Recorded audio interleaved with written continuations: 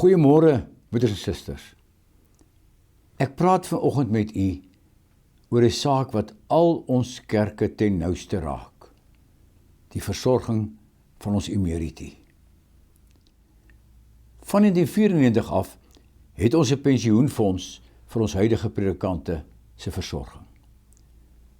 Maar vir al daardie diensjare voor 1994 het die 306 kerke in die nasionale synode toe besluit, ons vat hande. Ons gaan ons emeriti saam eervol versorg. En dit het ons gedoen deur die Emeritaatsversorgingstrust te stig. Die trust word befonds deur ramings en kollektes. Daar word ons 289 persone op hierdie wyse versorg.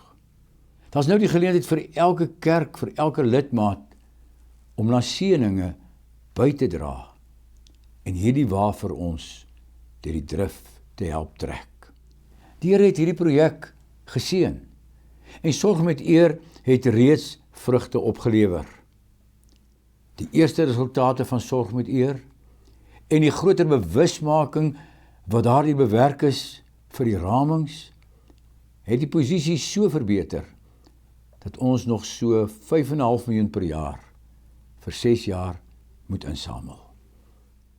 Ons doen 'n beroep op elke lidmaat om ons in hierdie groot saak verder by te staan. U kan dit op 2 maniere doen.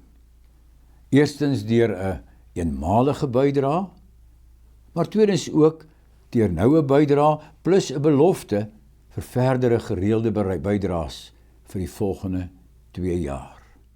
Help ons om op hierdie manier die grootste finansiële uitdaging wat ons kerke tans in die gesig staar, die hoof te bied. Kom ons vat hande, om hulle wat ons vir jare met oorgawe met die woord versorg het, om hulle eervol te versorg, soos wat ons kerke saam onderneem het. Dit is die regte ding om te doen. Dit is ons eer.